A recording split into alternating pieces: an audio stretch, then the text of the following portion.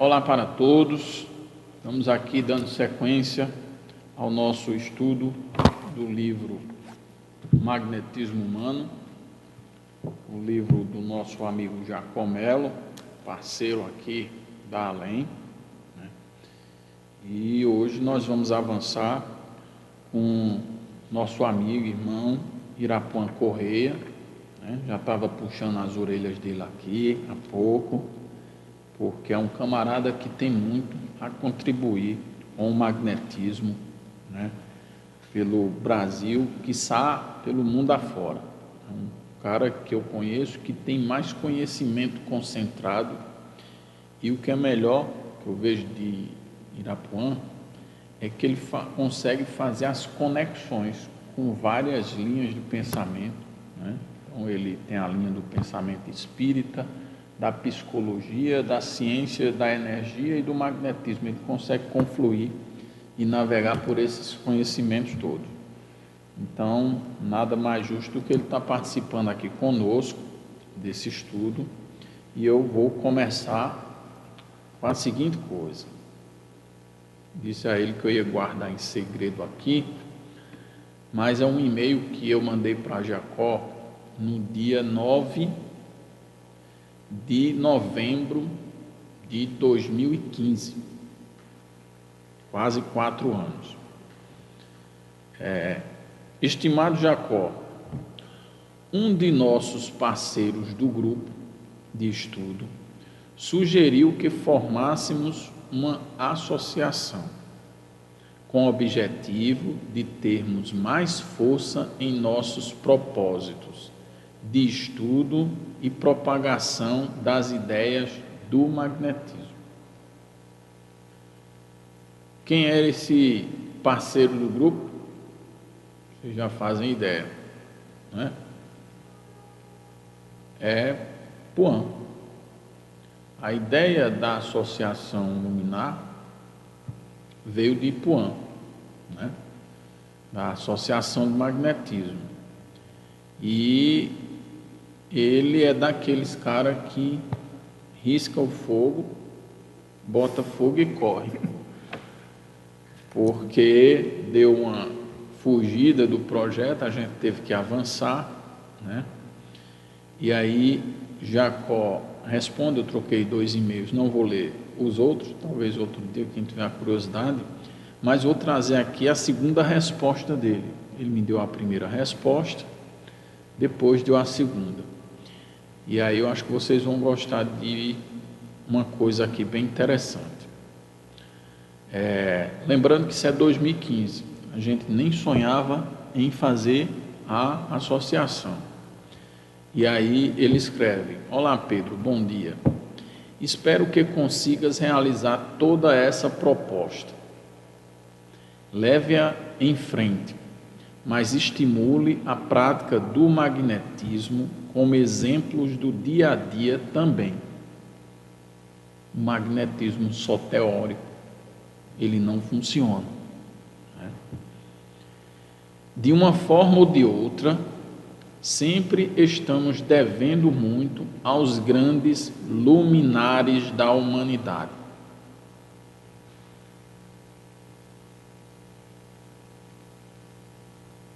Ponto. Esse luminares do e-mail de Jacó, ele veio antes do nome da associação,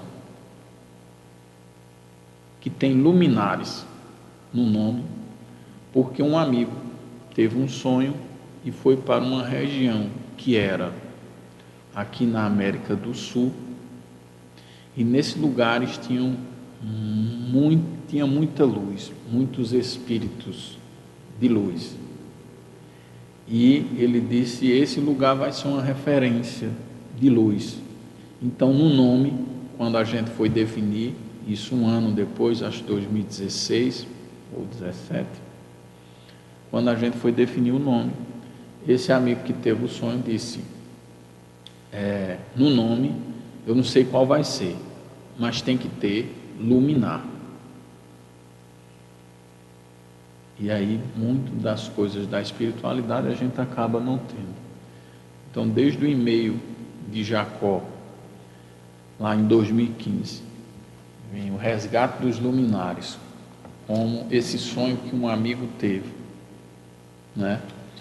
Só nos mostra a confluência de pensamentos da espiritualidade em relação a esse projeto, que vem realmente para espalhar a luz do magnetismo para todos os recantos, não só do Brasil. Então, nada mais importante do que a gente ter Irapuã aqui, um grande conhecedor, para que a gente possa seguir compartilhando informações, que esse é o nosso objetivo, fortalecer o magnetismo em todos os recantos. Então, eu vou dar assim, seja bem-vindo, Puan. Espero que você venha mais vezes, sempre que puder, estar com a gente, porque é importante jogar esse conhecimento todo que tem aí dentro para fora. Eu não tenho esse conhecimento que você está falando, né? Nosso conhecimento é muito pouco com relação ao muito que temos ainda que aprender, né? Não obstante, nosso interesse pelo magnetismo é das nossas primeiras horas no Espiritismo, né? Nós tivemos contato com a doutrina dos Espíritos lá nos idos de 1989.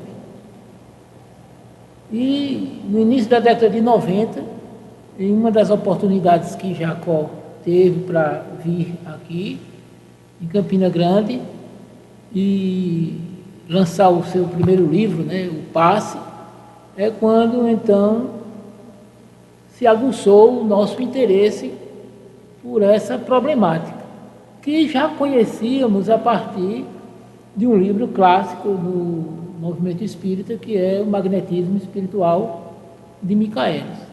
De lá para cá, nós vimos sempre estudando essa matéria, agora, naturalmente, nos ressentindo de novas fontes de pesquisa, de estudo, de análise, o que para nós só veio a acontecer muito recentemente, com essas publicações da Editora Vida, graças ao nosso querido irmão Jacó.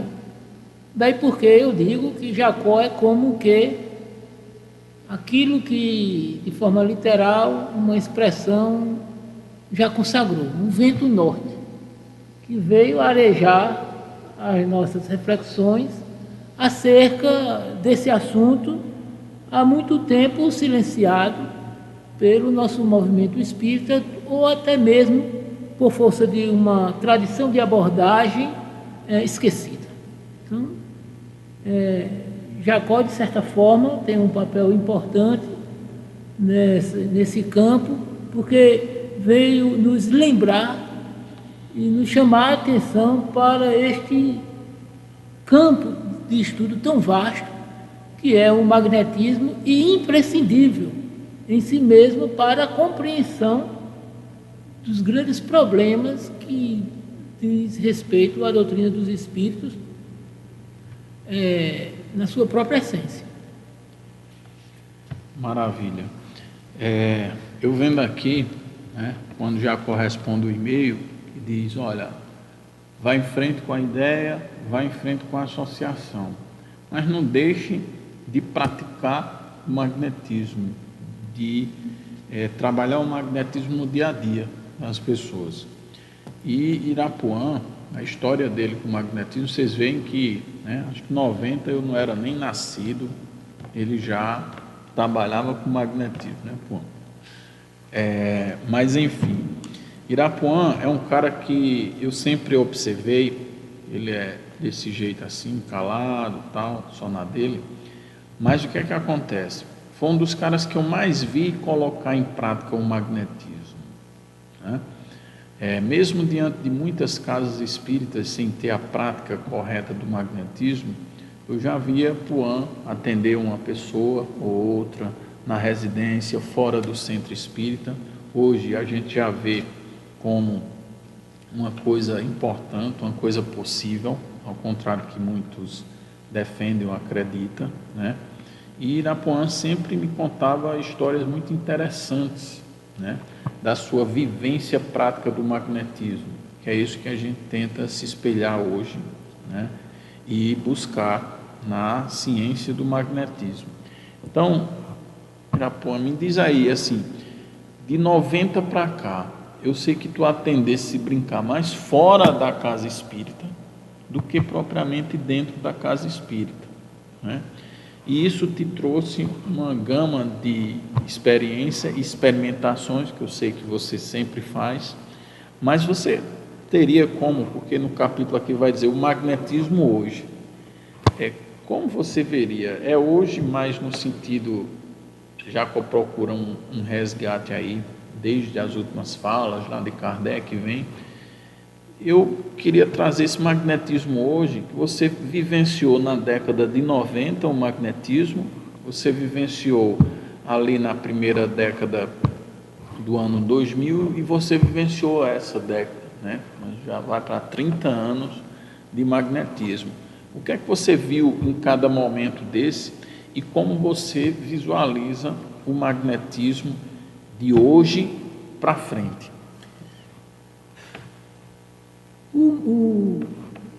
O magnetismo hoje, que eu comparo muito o magnetismo com a mediunidade.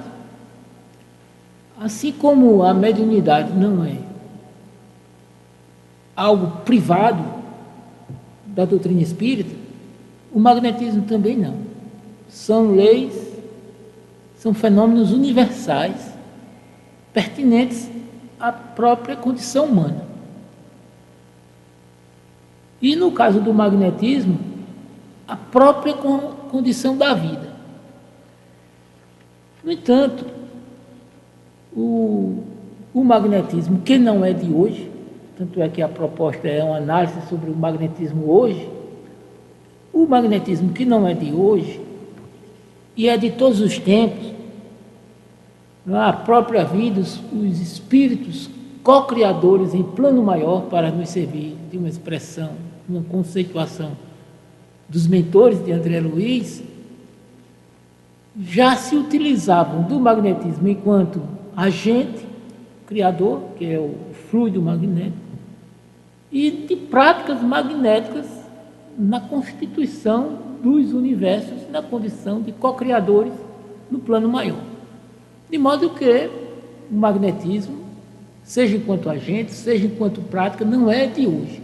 As primeiras civilizações do nosso planeta, haja visto registros históricos, mostram não somente o conhecimento, mas também a prática do magnetismo, do exercício magnético.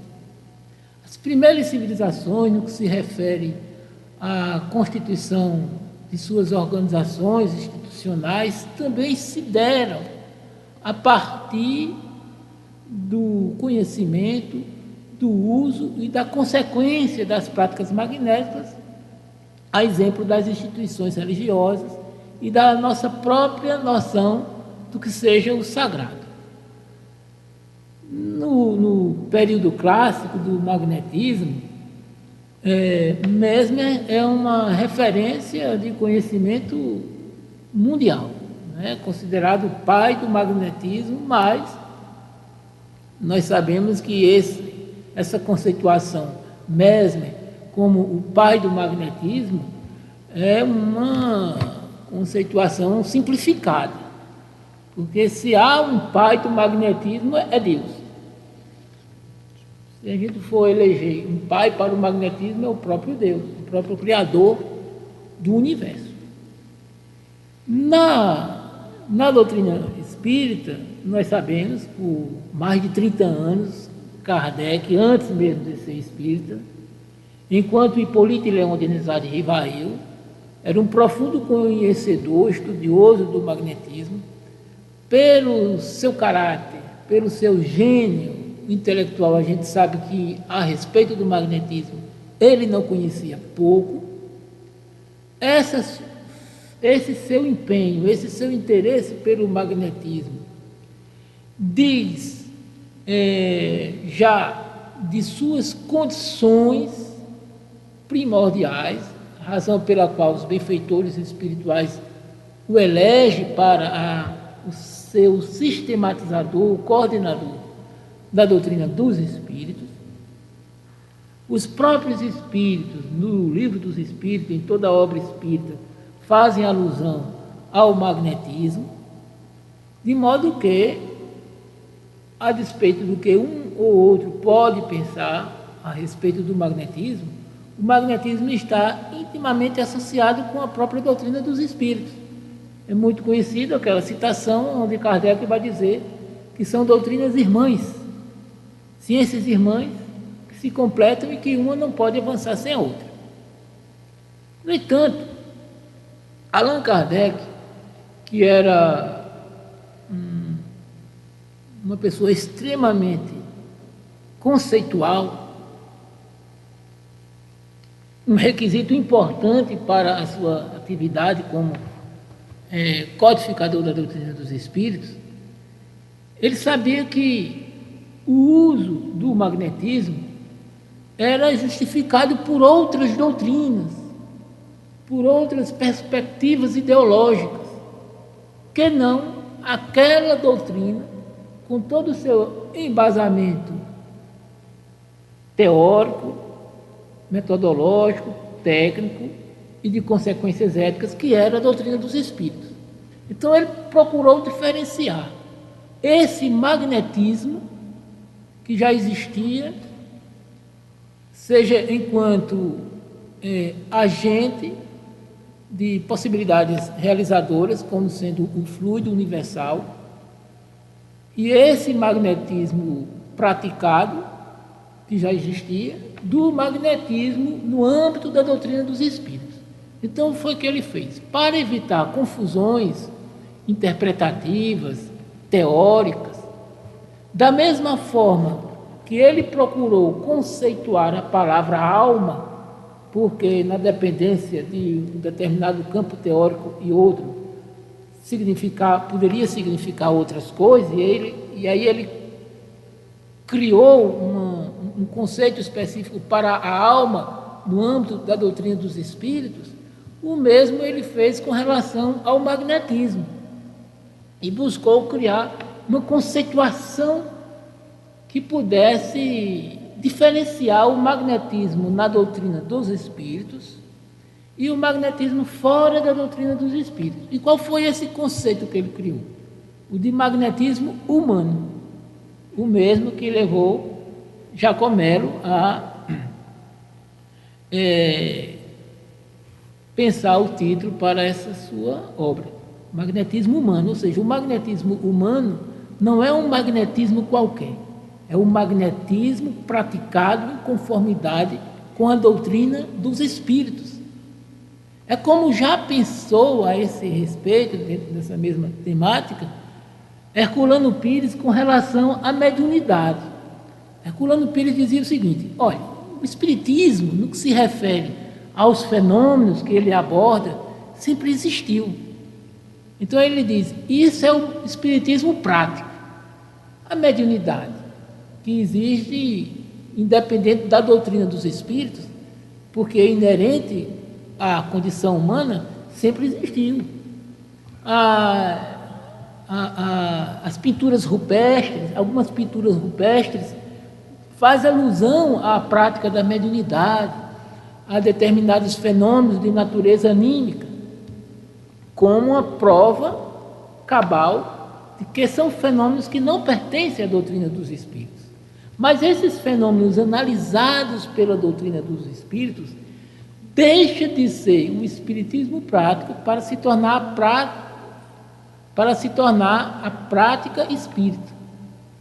Ou seja, uma coisa é o espiritismo prático e outra coisa é a prática espírita.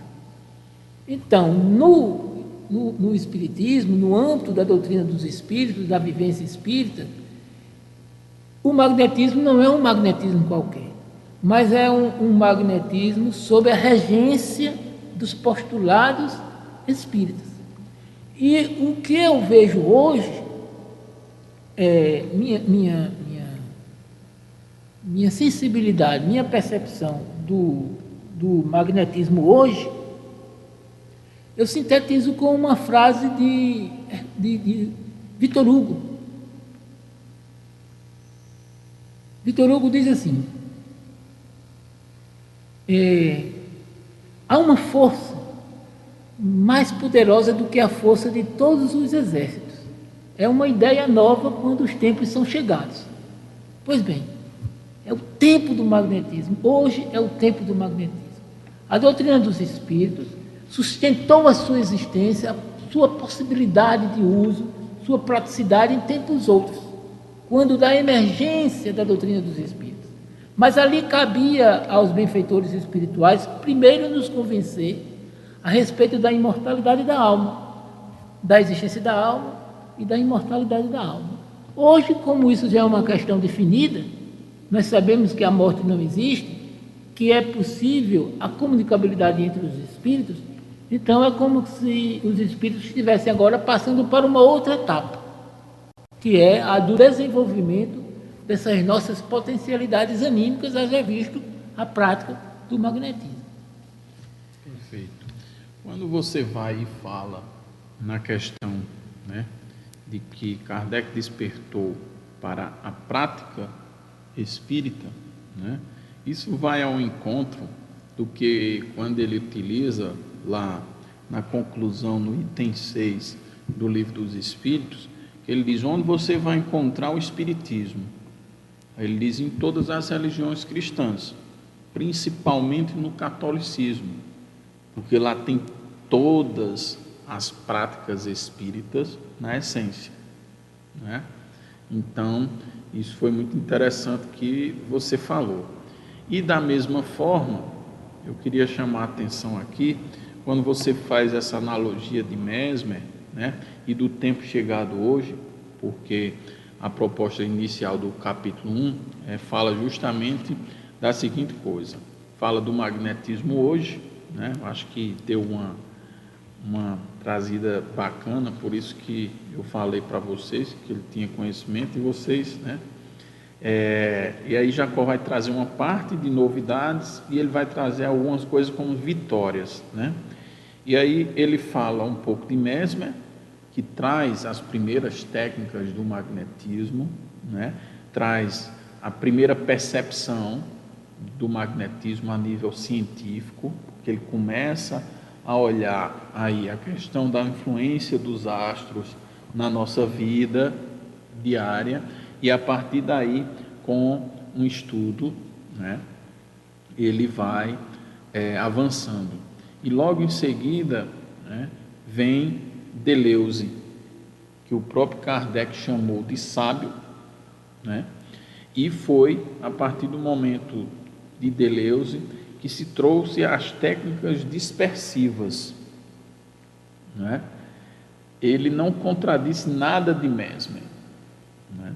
Mas ele traz as técnicas dispersivas, e aí acontece um outro avanço a nível do magnetismo na nossa concepção, né? Nos estudos que a gente tem feito, nos cursos, e quando a gente vai ler a obra de Deleuze, né, você vai ver técnicas de 200 anos, um exemplo seria os perpendiculares, né, que tem lá 200 anos, e agora, de um tempo para cá, a maior parte das pessoas que trabalham com magnetismo alinhado ao magnetismo humano, que é a nossa proposta, elas finalizam todos os trabalhos do magnetismo com os perpendiculares. E Deleuze há 200 anos já tinha trazido isso, por isso que tu tem essa dificuldade, né? O magnetismo não é nada novo, né? Exato. E aí eu queria que você comentasse, né, a contribuição de um Deleuze, que Kardec diz era um sábio, Kardec chama um de sábio, do Poté, né, também, que foi contemporâneo ali do próprio Kardec, né, Então, na sequência do trabalho de Mesmer, a importância desses magnetizadores clássicos, né, para o desenvolvimento do magnetismo. E você até já fez com justiça inicialmente, culminando hoje com Jacó Mello. A gente tem essa dificuldade de avaliar o Jacó, porque ele ainda está aqui com a gente, é bem próximo, é uma pessoa muito acessível. Mas eu acho que Jacó traz um fechamento de um ciclo para início de um outro. É uma visão que eu tenho acerca disso. Eu diria o seguinte, uma expressão que se usa muito para se referir ao trabalho dos vanguardeiros, não necessariamente dos pioneiros. É que os de vanguardas, eles estão sempre sobre os ombros dos gigantes, que são os pioneiros. Então, Jacó está sobre os ombros dos pioneiros, dos gigantes. Ele nos traz um conhecimento de vanguarda. Por que é um conhecimento de vanguarda? Porque é um conhecimento aperfeiçoado, graças a contribuição de todos os outros campos de pesquisa, das ciências acadêmicas. Então, uma questão que eu esqueci de abordar a partir da sua primeira pergunta, e que também se encaixa a essa segunda, é com relação à minha prática no dia a dia. Muitas coisas eu aprendi na prática por conta de um respaldo teórico. E o que muito me impressiona e que de alguma forma consolida o meu entendimento sobre o magnetismo é que aquilo que eu descobri na prática, eu tenho a justificação na teoria. Vou citar apenas um exemplo. Fui aplicar passe num amigo nosso, não vou dizer o nome, eu até gostaria de dizer, para que a coisa fosse vista como algo verdadeiro, por parte dos que possam duvidar. Eu fui aplicar uma terapia num amigo nosso, que estava com um problema de pânico. Por falta de uma teoria que pudesse orientar a minha prática, eu busquei forçar minha sensibilidade para lhe registrar uma alteração magnética em qualquer um dos centros de força. E não conseguia nada, era como se estivesse aplicando um passe numa rocha. Não sentia nenhum campo fluídico, nada. Isso na primeira vez, insisti na segunda vez, até que percebi uma pulsação do lado direito, como se o coração dele estivesse do lado direito. Depois da sessão, eu perguntei a ele: fulano, teu coração é do lado direito? Porque eu tenho um amigo nosso que tem um coração mais voltado para o lado direito e não situado ao lado esquerdo, como comumente é. Ele disse: não, tudo bem. Eu disse: não, porque eu não senti nada, só essa pulsação. Quando eu ia saindo, resolveu me confidenciar: olha, eu vi um espírito, um amigo nosso, que me recepcionou a primeira vez que eu fui numa casa espírita, e essa entidade espiritual lhe deu as costas. Aí eu fiquei pensando naquela representação. Digo: será que eu estava dando um passo errado? Será que a espiritualidade estava reprovando a minha atuação? Bom, tudo bem.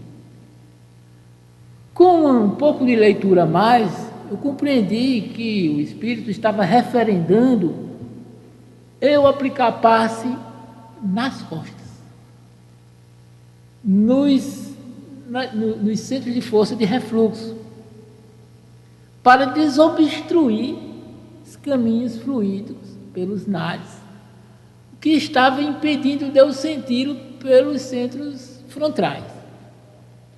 Então veja como isso é interessante. Pela prática, eu senti algo que somente de futuro foi ser respaldado pela teoria. De modo que a síndrome de pânico, pelo medo, ele fecha os centros de força, nós sabemos, né? Impedindo a sua maior expressão numa frequência que a gente possa com facilidade sentir. Com muito esforço eu senti o Meng-Meng, mas pela frente. Se eu tivesse desobstruído aquele centro, todo o sistema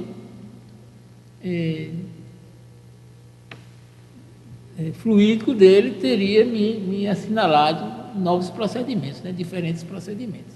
Então, o que eu digo é isso, é que a prática é muito importante, mas não dissocia-se da teoria, porque a teoria são esses ombros dos gigantes, sobre os quais, se nós nos apoiarmos, nós poderemos ver muito mais. Maravilha. Como eu falei, a experiência do Irapuã vai enriquecer muito esses nossos estudos. No próximo programa a gente vai trabalhar aí Antigo e Novo, quem quiser já ir lendo, mitos, né? Deixa eu ver o que é que a gente vai trabalhar, ainda aqui está dentro de mitos, Antigo e Novo e mitos.